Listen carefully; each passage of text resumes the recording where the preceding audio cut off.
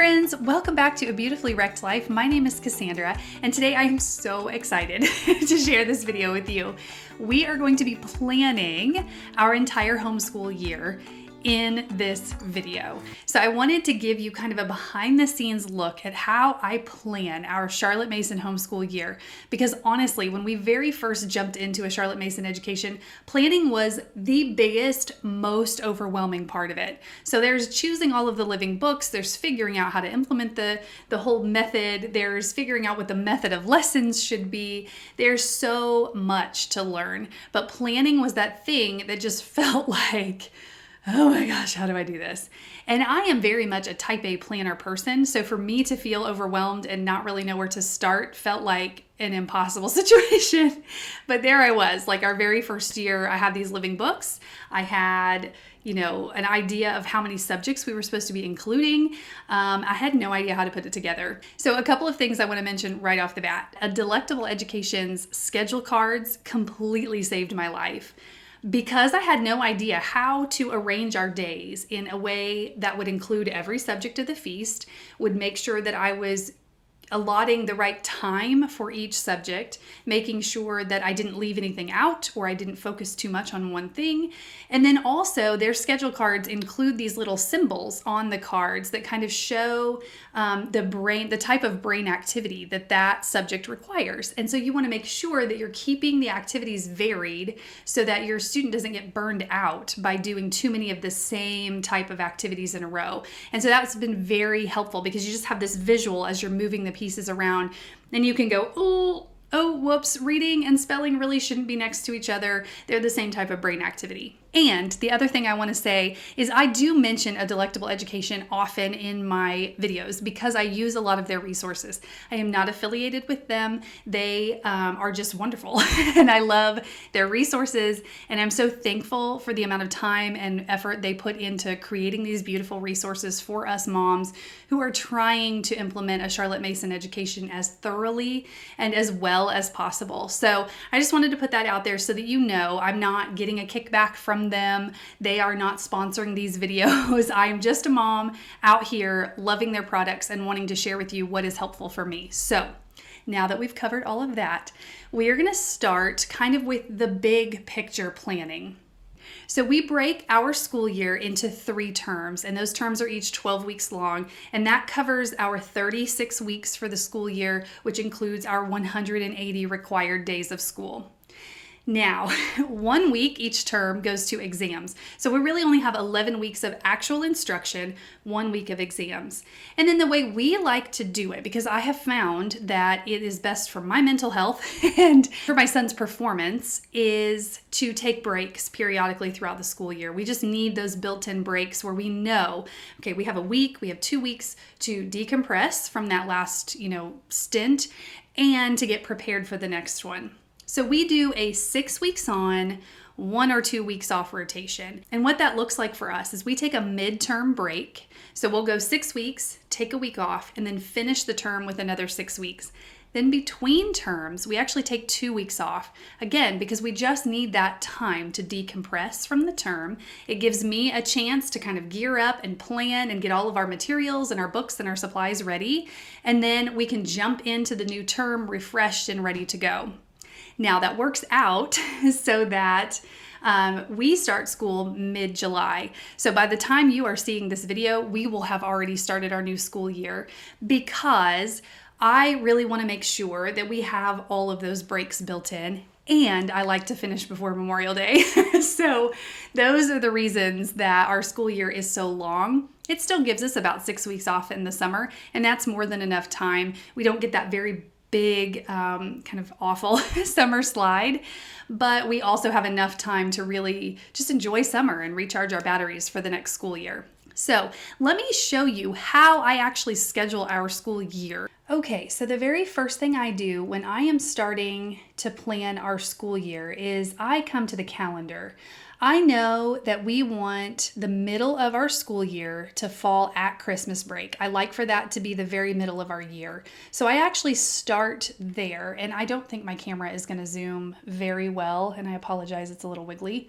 I also want to apologize for my lovely garden manicure. I was just out pulling weeds this morning, and I just cannot get the dirt out of my nails. So I know that we're going to take the entire week before Christmas off, and we're going to take the entire week after Christmas off. So that kind of anchors our school year, and I'm able to plan both before and after, starting with this point. So I know that our last day before Christmas break is going to be December 16th. So what I do is start here, and I actually count backwards 6 weeks, because I've told you that I like for us to do 6 weeks on and 1 week off. And so this helps. Start here, and then I just count backwards 6 weeks. I actually do not count the week of Thanksgiving because it's such a short week. So I don't count that one, and then I keep going. So you can see we begin school on July 18th, and then I have a couple of days that we just have like appointments and activities already scheduled, or like September 5th is Labor Day. So we won't have school on those days. But you can see I have a midterm break here right in the middle of term 1. Then I have exam week, and then we have 2 weeks off for our term break. And then we start term 2. And I have, again, a couple days in here that are scheduled for special events and activities. We have a Thanksgiving break, and then we have 2 weeks off for Christmas that falls right in the middle of term 2. So this would be like our midterm break.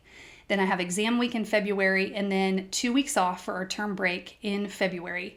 And I have to say, this was also one of the best decisions. The way it falls, having that 2 weeks off in February is perfect, because February is my least favorite month where we live, because I'm done. I'm done with the winter. I'm done with being stuck indoors. I'm done with all of it. I'm tired of our curriculum. I'm already starting to look forward to next year's curriculum and planning that. So this 2 week break falling in February is always such a great thing for me, because I really get to take 2 weeks off and just refresh and recharge. And then when we come back, we're right at the end of February, going into March, which is not a super exciting month where we live. It's still pretty cold, a lot of times still pretty snowy. But I know that I've got that midterm break I'm looking forward to in April. And then our last day of school, like I said, falls right before Memorial Day.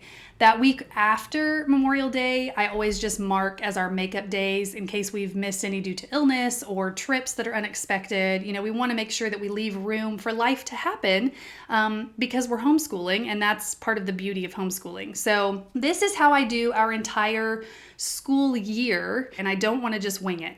I want to make sure that we have our days counted, that we have our breaks scheduled, and that we have some sort of form and structure going into the new school year. Okay, so that is how we do our school calendar for the whole entire year. That's how we schedule and structure our school days and our term breaks and our midterm breaks and everything like that. So hopefully that gives you a good idea of just kind of how we do it. I really, obviously your life, your schedule, your family's routines and rhythms are going to be different than ours, but I really like starting with Christmas break, working my way backwards to July, working my way forwards till the end of the school year. It just works out so much better that way, because by the time we get to Christmas break, we're ready to celebrate being halfway done with the school year. So for us, that just works out really well. That may not always be the case, but for now in these years, it's perfect for us.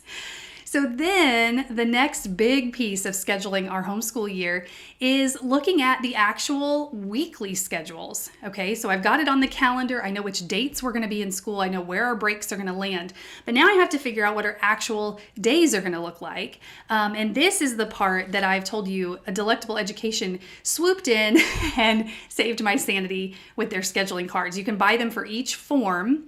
So that includes all the subjects that your kiddos are going to need for that form. So if you have kids in multiple forms, which I will next year, I've seen it where parents print off the form cards in different colors, and then they schedule them side by side, and they can kind of mess with the schedule and play with it that way. So that's my advice. If you have kids across multiple forms, which you probably do, printing those schedule cards in different colors will help you with your planning to make sure which kiddo it is that you're planning for. Because I only have Form 1 right now, and my second son is going into kindergarten, so I don't have cards for him. He's not in formal lessons yet. So I just have to worry about scheduling the one student right now. So I'm thankful for that. I'm going to enjoy this last year of having kiddos in only one form. So because the scheduling cards are a paid for product, I'm not going to give you an overhead view of what that looks like, but I'm going to go ahead and lay out our schedule just so that you can see what it looks like using them and how I do it.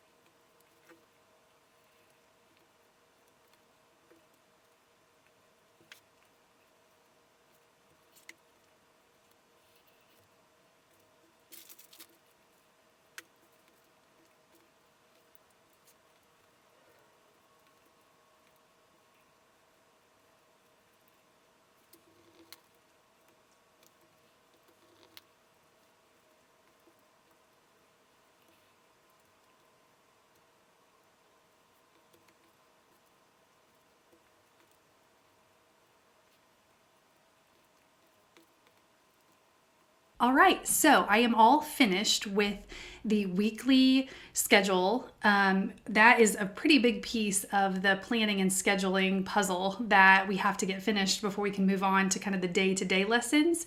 So having this done is for term 1. I really do try to mix up the schedule so that each term is a little bit different. That way we just don't get bored by the routine. And I definitely mix up the day to day. So we're not doing math, reading, writing all in the same order every single day. The order is different. That way each day feels new. And then for term 2, if there was something that didn't work very well during term 1, maybe I put it somewhere on the schedule that it's not so great, then I will revise it. And then for term 2, it will be in a different place. So what I used to do was glue all of these cards down and then display that in the homeschool room. What I think from now on I'm going to do, just for the ease of this, the gluing part is kind of crazy, just take a photograph of it and then type it up on a Word document and print that out. That way it's just small. I can keep it with, I can laminate it and keep it on our table or whatever. But that way I have the schedule printed out in visual, because I do need that, especially when I sit down to do our week planning. But that way I don't have to worry about gluing down every single one of these cards. So that's that. That's the weekly schedule for the entire term. And now we're going to move into how I forecast our actual lessons. And I'll kind of show you what that looks like. Okay, so let's get into the nitty-gritty of planning. So we already have our entire school year planned out, the dates that we're going to be in school, the dates we're going to be on break. Now we have our weekly plan for term 1, which may change for term 2 and 3. Now we're going to look at the curriculum and how those pieces fit and what we need to be covering each term to make sure that we are spreading books out like we should be and getting them in like we should be, because I don't want to get to the end of the term and have 100 more pages that we need to read in a week, because that's just not feasible. So I had been doing it already. This goes way back to my public school teaching days, where you sit down and you look at the whole entire school year and you look at the curriculum you have and what you need to cover, and you create that kind of year-long forecast. I had never heard that term until I did the ADE at Home conference this year, and they talked about forecasting. And I was like, yes, that's what I've been doing. I just didn't have a name for it. So we are going to forecast out the school year now, and you can kind of see how I do that. I feel like this is one of the most important pieces, because you want to make sure, because it is a literature-based approach to education, that you are covering the amount of literature you need to cover. And I will show you my planner once again so you can kind of see what I'm doing there. This is probably the thing that takes the longest, because I go with each book. So sorry if this is really wobbly. So I start with our Christian Liberty Nature Reader, so book 2 this year. And I really look at, okay, how many pages do I need to read for the entire school year? And then I divide that into 3 terms. Then in each term, I have 11 weeks that I'm going to cover, because week 12 is exam week, and I divide that into pages. And I like to build in week 6 each term as a review if possible. I wasn't able to for term 2. But you can see I have all 36 weeks laid out, which includes our exams. It includes the page numbers. But that way it gives me an idea of how much I need to be covering. So I do it for my nature readers. I do it for our literature books. So you can see the Wonder Book and Tanglewood Tales is all forecasted out over the 3 terms. I have a section here to do for America First, our history spine this year. And then Pilgrim's Progress, this is our other literature book. I have forecasted theology, so that's our theological study. I have forecasted Trial and Triumph. Sorry, those cords are in the way. This is our church history book we're going to be reading this year. And I have forecasted out Elementary Geography Book 2. It's actually the British Empire and Divisions of the Globe. So I still need to forecast out a couple of our other nature readers. But otherwise, this is kind of how I do the term-to-term forecasting. So I just have like a blank space to write the book that I'm actually forecasting. And then weeks 1 through 36, I can jot down the page numbers in those boxes. So then taking you over, I have geography completely planned out. Again, I'm going to call it forecasting because it may change, just like the weather forecast. And again, I'm so sorry that's so shaky. So we're going to be going back and forth. There are 3 different books that I'm trying to plan for. So we have Goyot's Geographical Reader, and then we also have Elementary Geography, so book 1 that Charlotte Mason wrote, and I have Men of the Mississippi. So I'm spreading those out over the course of the year. So I have planned out kind of how we're going to rotate back and forth to cover those books. So I do this way for geography because I need to make sure that I have a week-by-week plan for more than one book. And then I will do the same thing for history here. So I already forecasted our history spine on the other page, but here's where I'm going to plan out the actual week-by-week lessons because there are 2 slots and because I'm going to be reading both the spine and some biographies and things. So I'll do that for 3 terms for history. And then you can see I've already done it for literature. So I have Pilgrim's Progress on one day and I have our Greek Tales on the other day. And I've just taken what I forecasted on the other page. So I just took, what I forecasted here and then moved it over. So I make sure to cover the page numbers each week that I had planned. So I showed you the forecasting. What I really want to show you is how I do it with the actual book. So we are over halfway through this book from last year. So all I do is, we're on page 117 when we start back, and we need to get to 226. So I literally just take that number of pages, I divide it by 3, so now I know how much I have to cover each term, and then I go ahead and divide that by 11.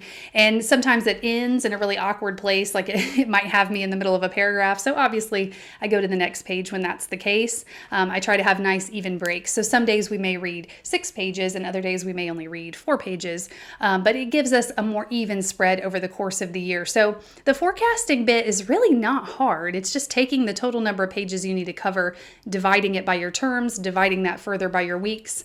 And then you have the page numbers you need to cover each week. And then if there are 2 slots, like history, we read history twice a week. So then I can divide that by 2.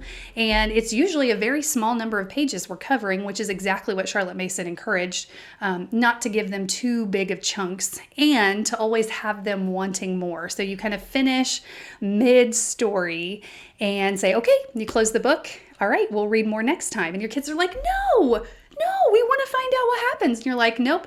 And so you just kind of keep that appetite for the story going. So I really like the forecasting and the way that works out. So that is it. That is the whole big planning and forecasting piece I wanted to share with you. I hope it was helpful. I know as a homeschool mom, it's been a challenge to figure out how to plan in a way that works best for me. And it still is something that I'm adjusting as I'm going. I have my forecast on paper and that gives me some general guidance, but life happens. It gives me at least the foundation of where to plan from there. And it helps me to be able to check off, okay, we are on track. Because if we're getting to the middle of a term and I've only covered half of the material I need to cover. Now I'm not panicking, but it helps me just to keep track and see where I am. So if I need to make some serious adjustments to what's happening, why aren't we getting to this subject consistently? Was 8 pages a week too many? Do I need to cut it back some and just plan to not cover as much in the book? Things like that. It just gives me a way to keep track of everything much better. And I am very much a type A person, so I like to have everything on paper. I like to have it planned out and organized. Anyway, I hope this was helpful. If you have any questions at all about the way I do planning, about how I do scheduling, anything like that, I would love to hear your questions in the comments. I will definitely get to them and answer them. And then I would love to hear how you might do things a little bit differently. What works for you when you're planning out your school year, or what is an area that you're really struggling to plan that you could use some other advice from other mamas who are homeschooling too. So definitely drop some comments below. I'd love to hear from you. I would also love it if you would like this video, share it with your friends, subscribe to my channel, and follow along in this journey. I hope that as you're gearing up for a new school year, the planning piece is exciting and not stressful. Feel free to send me a message or drop me a comment that you need some prayers over planning, and I am happy to do that for you. Thank you so much for coming along with my planning session here, and I will see you next time.